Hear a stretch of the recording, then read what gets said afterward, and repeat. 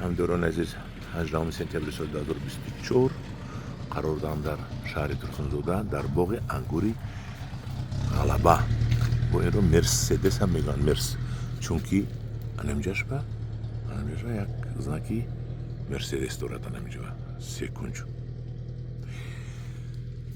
من این با همراهی بچه های از پلیس اومدیم و همین باغ رو با نوار میگیرن.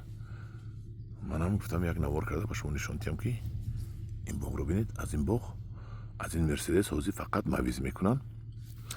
این خوشاق رو بینید.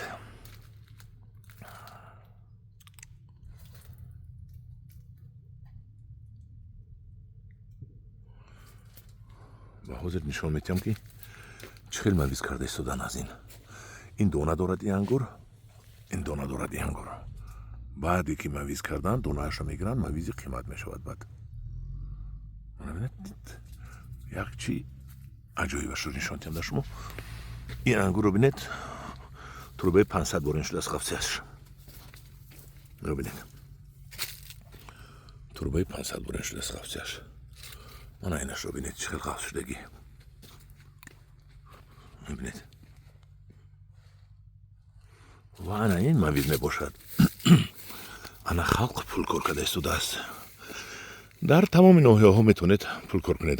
در ولایت ختلان در کجایی که خواهید این مویز برید. من مویز رو ببینید آویزون کردگی. این چیست؟ این پول است. پول این زندگی است. زندگی برای پول ما میریم خارج کشور، ما میریم در روسیه مهنت میکنیم، عذاب میکشیم، ما رو عذاب میتین، میزنن میکوان، لیکن همین تاجیکستان هم اگر مهنت کنیم صاحب پول میشویم. البته منم همه حرکتم که همین خلق ما از زمین مهاجرت مهنتی خلاص شود. من این مویز ها انا همدیران عزیز این یک نوارچه بود از درباره انگوری مرسدس یعنی غلبه و از وی تیار نمودن مویز هم خیلی میگیرن. یک نمود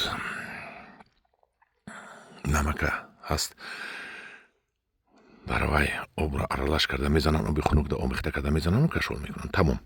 بعدی که خوش شد این رو دانش رو جدا میکنن، دانش رو از بدنش جدا میکنن و میشود مویزی عالی جناب، مویزی 60 70 80 100 سومونه.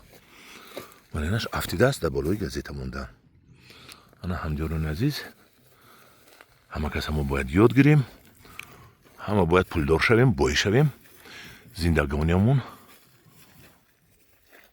بهتر و خوبتر شود. من همدیران عزیز در پناه خدا باشید، با گروهی انگور و باغ باشید.